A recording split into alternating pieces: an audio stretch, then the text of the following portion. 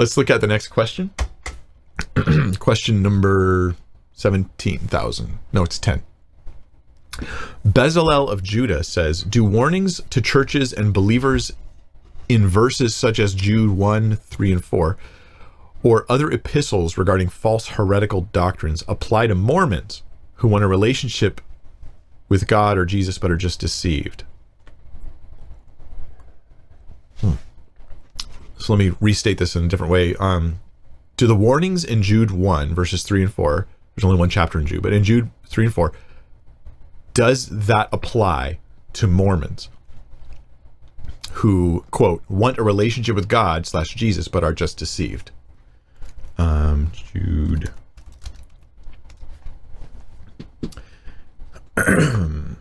Beloved, although I was very eager to write to you about our common salvation, I found it necessary to write appealing to you to contend for the faith, I love this verse, that was once and for all delivered to the saints.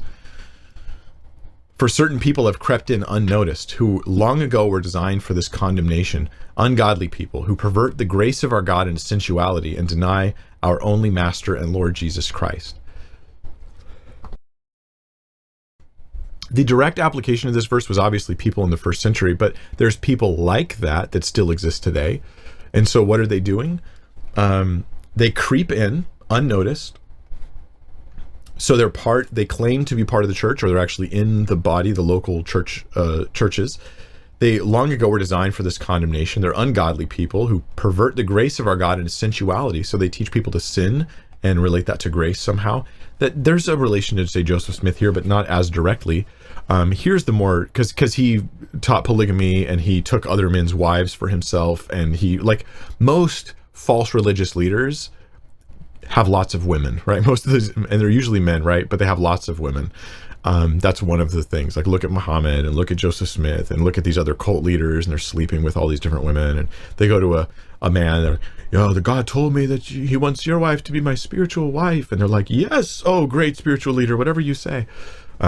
Jesus never did. Anyway. There's this, though, that applies more, which is they deny our only Master and Lord Jesus Christ. Mormonism, we can focus, like you did, on the sincerity of Mormons. Mormons who want a relationship with God and Jesus, but are just deceived. But this is a little complicated, because it's like, I want a relationship with Jesus, but the version of Jesus I have in my head, not the real one. Then do I really want a relationship with Jesus? I'm not saying there's no good desires there, but they're so distorted as to not be purely good desires. Like, they're just these people who just want to know God. It's like, well, it's not quite that black and white. The doctrines of Mormonism deny the nature of Christ, the very nature of Jesus. They deny what he fully did for us on the cross in salvation. It distorts things like the Garden of Eden and the purpose of the creation of man and the nature of humans. It de-exalts Jesus and exalts man to godhood. If you're the ideal Mormon who lives the ideal life, you become a god when you die. This is satanic in the literal sense. I don't mean Satanism.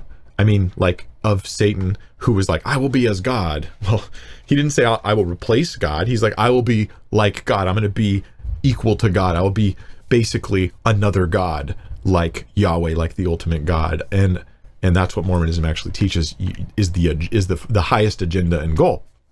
Although many Mormons will try to back away from this idea, but you can't just come into the 21st century and in the last 10 years go, we're going to minimize this entirely core thing about our theology in order to build more bridges with Christians. It's like, well, as long as you're Latter-day Saints, you need to connect yourself to Joseph Smith and his actual teachings and your actual writings and the Doctrine and Covenants and the Pearl of Great Price, and you can't just play a two-sided game, which is what we're seeing with a lot of Mormon theology right now. They're going very liberal as a way of I don't think it's going to work. It seems like everybody that goes liberal with their theology, even cults, usually end up dying out, and Mormonism's probably going to just keep dying out, I suppose.